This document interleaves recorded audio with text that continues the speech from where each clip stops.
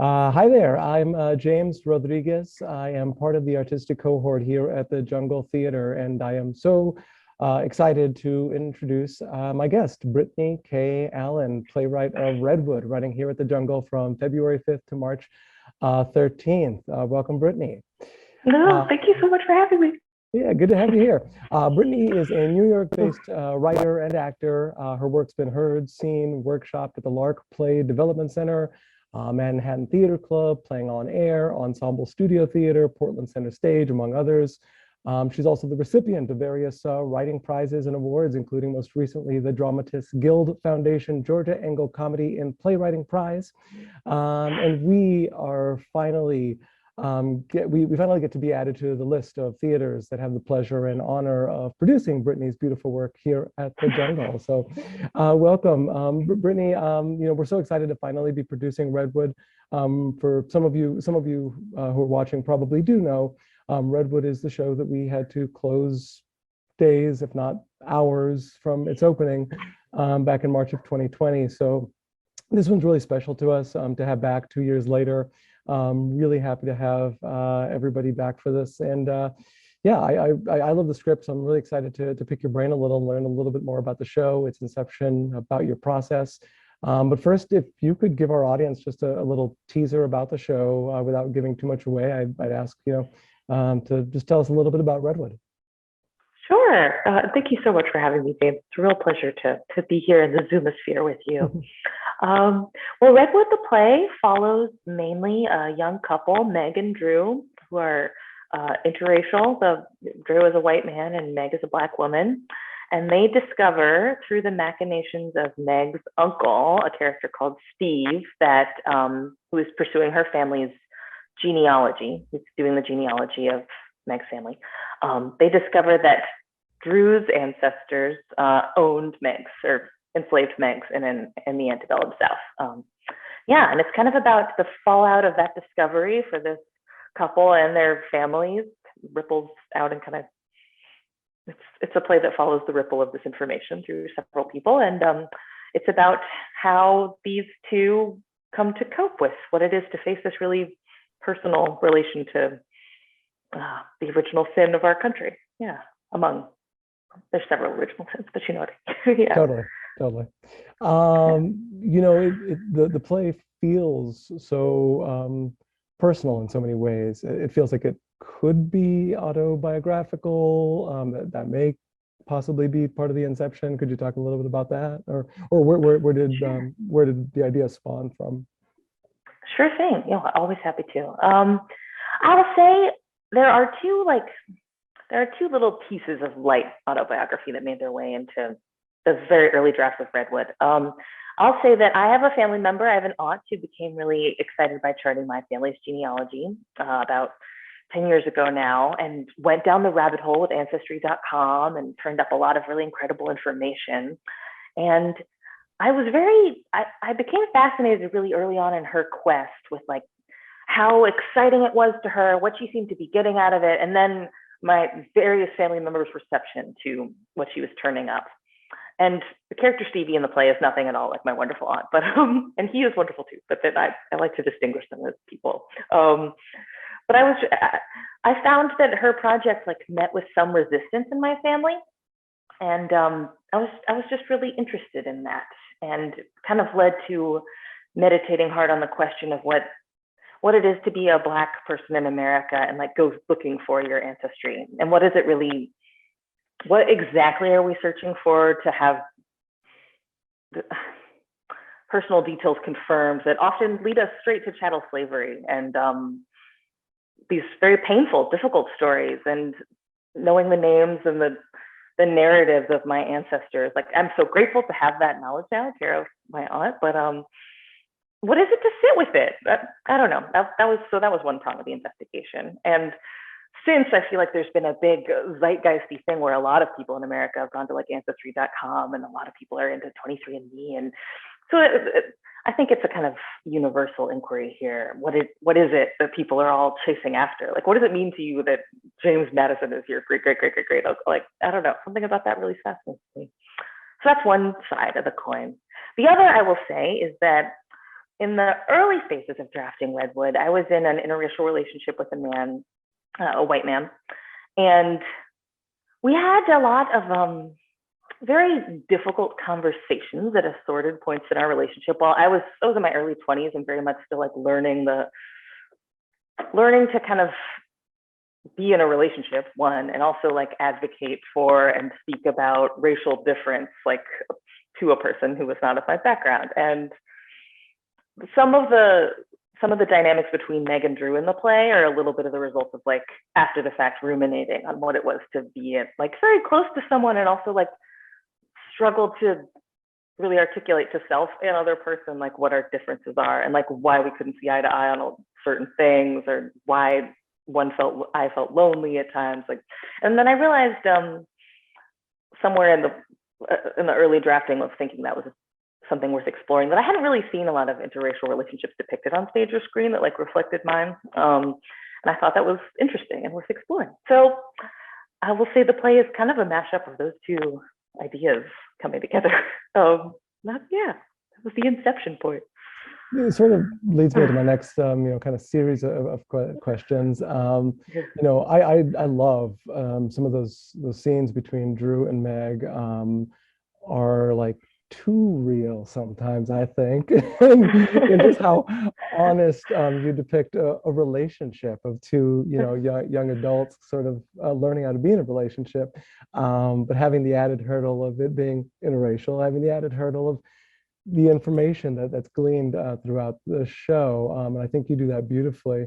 But the show, sort of sprawls into, kind of bigger worlds. There's, dancing, there's comedy.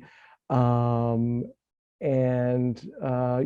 want to give too much away, but you really sort of leave just the conversation that they have, and you go to some deeper, richer places in a big, more theatrical sense, I should say.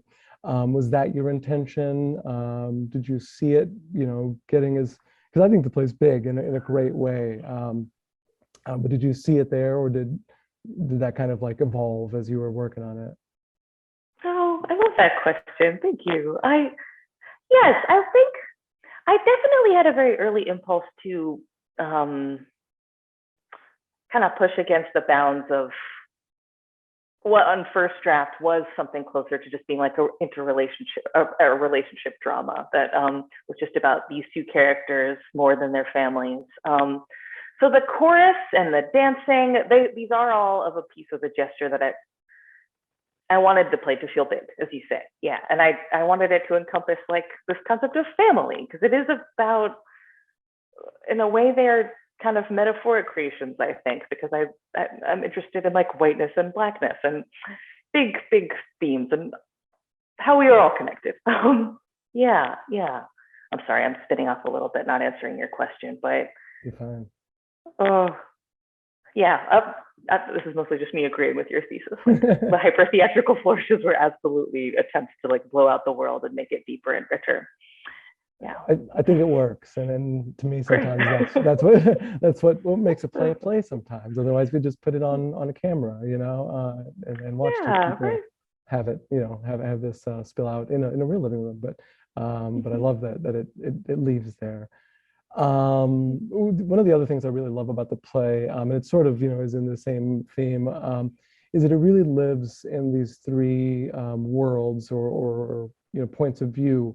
The interpersonal, you've got these great scenes between, basically anytime there's two people on stage, I think that the dialogue is so rich and so real that I just get sucked in to these relationships. But you also really deal with the relationships, globally or societally. What are the implications of knowing who you are and your past, and how does that inform, your the way you navigate through societal structures. But what I really love is that you go even further, and the play lives in a real spiritual world. And I don't mean God or creation, but those are themes that are explored. But the ancestors are very much alive in this play, and I think that's one of the things that really sort of makes it really rich and really resonant. Can you talk a little bit about just that kind of spiritual, for lack of a better word, place that you took the play. Sure. Thank you again. It's a very generous read. I really appreciate it. Yes, I knew early that I feel like even by invoking the concept of the genealogy hunt, I really like it. It was early clear to me that it behooved me to really like follow the question through and like encounter what it would be like to like if you actually could face these people. If they actually were next to you or across, like how close to and there's that scene in the play like where Meg really tries to do this thought exercise of like how deep can I imagine? And the answer is, of course, like you can't, and like slavery can't be represented, right? I forget who said that, but I knew that I did want to invoke them, and I thought that had to be done in a physical way through bodies on stage. And I also, I'm trying to remember the order of operations here, but this play was always really interested in like the physical body, and like Stevie's quest is very like, it has this genealogical component, but he's also very much like searching for a home, and that manifests in like a physical, tangible way too. He's going to all these dance classes, and so something about that just felt like it rhymed in my mind, the spiritual language and the physical language in the play. And I'll say too, yeah, it was mostly just like an exercise in trying to humble myself a bit as a playwright and like write to the challenge of like really do the thought experience as you've asked Meg to. And the version of the play that doesn't include the ancestors felt like it kind of let me and these characters and an audience like off the hook from that question. So I knew I wanted their voices and as close to their text as I could personally imagine to be in the world. And yeah, that was spiritual, I suppose. Yeah. Yeah. Awesome. One of my favorite lines or exchanges in the show comes at a moment when Meg and her mom are having a conversation about sort of the conflict between leaving the past in the past and trying to dig up one's past and what you discover when you do that. Mom says, you pry up a rotten board, you can't be surprised to find a rat king under there. To which Meg replies, you build a house on the rotten board, can't be surprised when it collapses under you. Which I think is just, really simple on its face, but it's so true. And I find, for myself at least, that's a theme that really resonates throughout the show, is, when you go dig in to find the truth about history, the truth about yourself, you may not find things that you like. Yeah. But that's not a reason not to look for them. Could you talk a little bit about, some of those themes and how were you conscious in kind of driving this theme throughout the show, or was that just sort of got weaved in along the way? Yeah. Well, I want to say conscious. It's hard to, one starts to like just kind of be like, yeah, I did think of that at the time, and then people just having really wonderful readings of your work. But I will say that I was very interested through the character of Mom and Meg and Mom's relationship in exploring some of what I talked about earlier on like these different members of my family responding to the genealogy quest. It felt that was all discussions around like the genealogy project in my family and a lot of other conversations about race in America feels very generationally fraught. And I come from, my maternal line is very much, I want to be kind and not, but I come from people who often have been more on the mom side of things in terms of like, have seen the seduction of the post-racial America myth, right? Or like this kind of Obama wonderful neoliberal, like we've solved it and we don't have to talk about it anymore. And I mean, that's being very like lumpy to my wonderful family members, but like I'm very familiar with that worldview. I've met a lot of people like that and I have family like that. And I was really interested in exploring it through Mom's voice from a place of like as much generosity as I could muster and like real open-hearted kind of critique of it, because I know that one can, like, young people are always like, I don't know, but like I know my elders have done and seen things I could never imagine, and like have lived in the world in a much different way than I've been allowed to. But I definitely am really interested in like troubling this line of a certain kind of Black person who feels like we solved it, or we fixed it, or we don't have to confront these things anymore. And I'll say, like, I wrote this play. I wrote an earlier draft like in 2015, and then 2016 happened. Like the world will keep reminding you over and over. It was a very short period, I think, where we got to pretend like, no, it's all fine.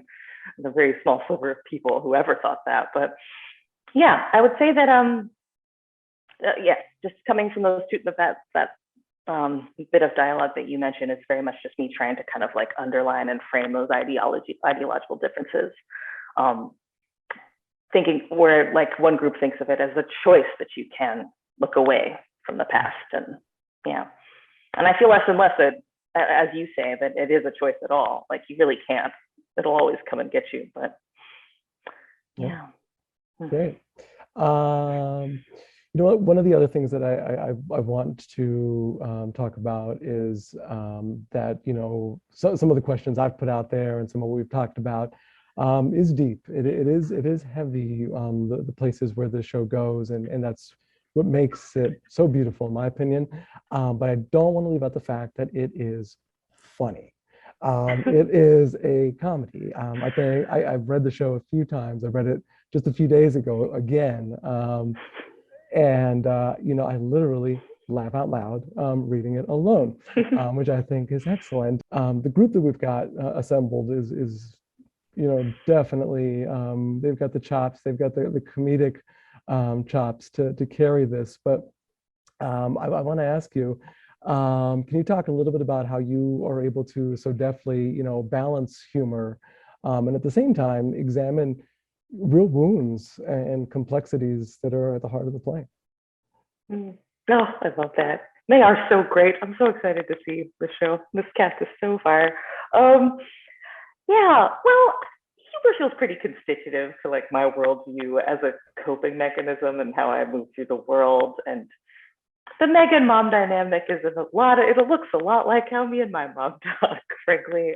Feels like it. Feels like it's real. Yeah, like you'll probably meet her and be like, oh, no. But to be serious, I do think that I'm just a really big believer in the kind of art that does you weaponize humor to kind of direct you to these darker truths, these deeper ideas. For me, that's as an audience member and as a reader, my taste has always led me to that kind of thing. And I love work that pulls the rug out from under you tonally and kind of sets you up to feel safe in a certain way, and then troubles that and creates a sense of jar and rupture. I find that I can like hear things that might be lessons, or I can hear questions. I feel more provoked by that kind of thing than things that take the shape of what, for lack of a better word, I'll call like a conventional drama or something. And I do think like the world is so terrible, and I gravitate in my grimace days towards a real sense of despair and pessimism. And laughter is like, it feels like a way through that, and a way to confront it, and a way to inoculate against the worst things in human nature. And I just really believe in it as a tool and a credo, and it just ends up creeping into everything I write, no matter how serious I set out to be anyway, just because I'm a person with a lot of defense mechanisms in place. So those are the characters I write. It's a gift, and you've got it. So definitely use it, because yeah, I think a play like, I think all plays need humor, and a little, right? Yeah, just a little at least. But it comes so naturally, and it's not contrived in this play. So I really appreciate that. I'm curious about the title of the show, and I think I've got an idea about where the title comes from. But could you give us a little bit of an insight into it? Sure. I think there might be a glancing bit of metaphor where Stevie in the last scene mentions trees, but shame on me that I don't immediately know that. Or that existed in some drafts at some point.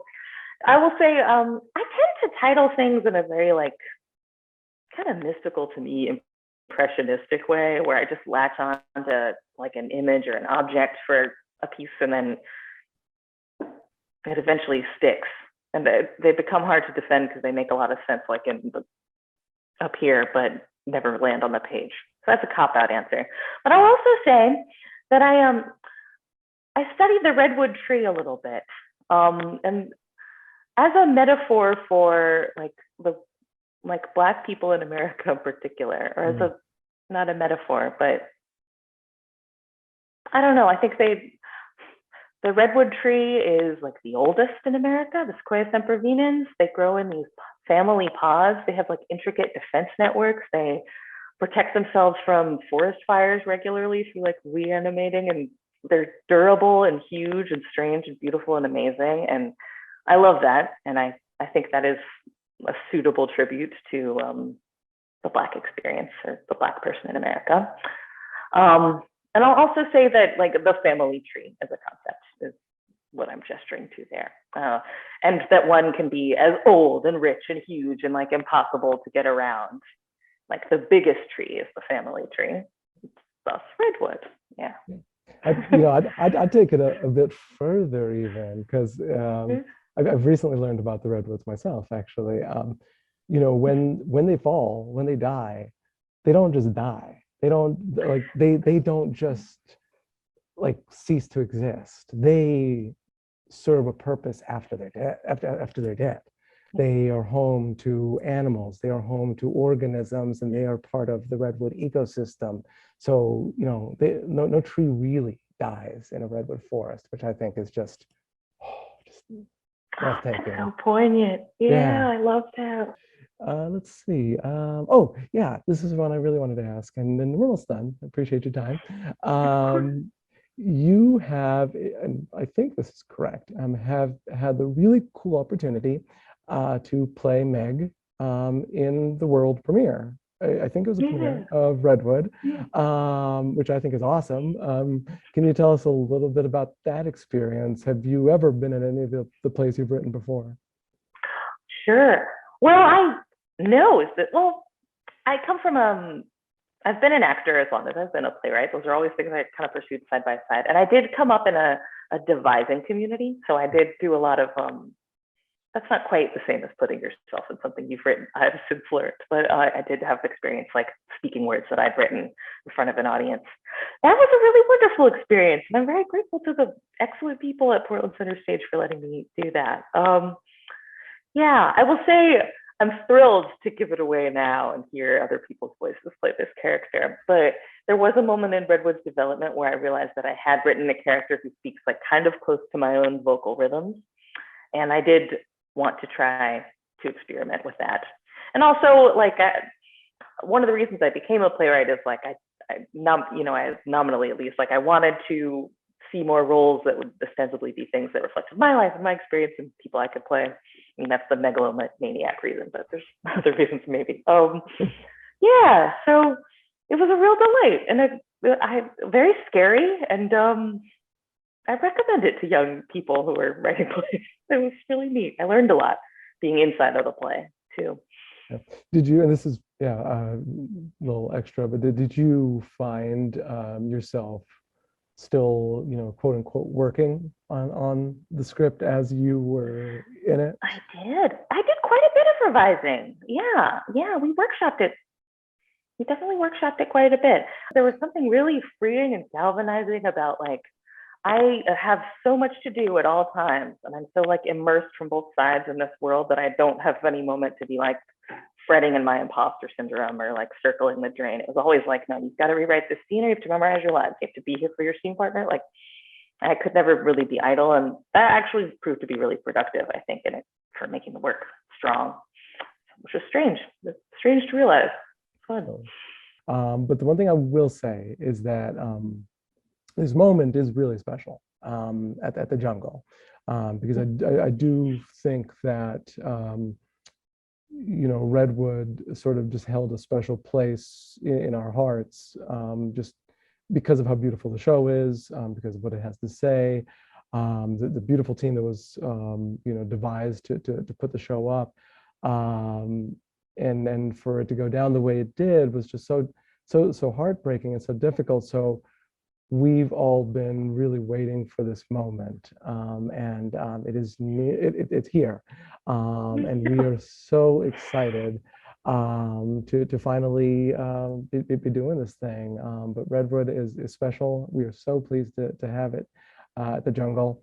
And yeah, I just want to thank you so much, Brittany, for giving us your time, your beautiful play. It's been an absolute joy. And folks, do not miss Redwood at the Jungle, February 5th, March the 13th. Get your tickets, jungletheater.org. Yeah, thank you so much, Brittany. Thank you, James. And thank you to all the wonderful people at the Jungle. I'm so humbled and grateful and so excited. This team is so amazing. Couldn't be more thrilled. Awesome. Well, we appreciate you. All right. Peace out. Yeah. Cheers.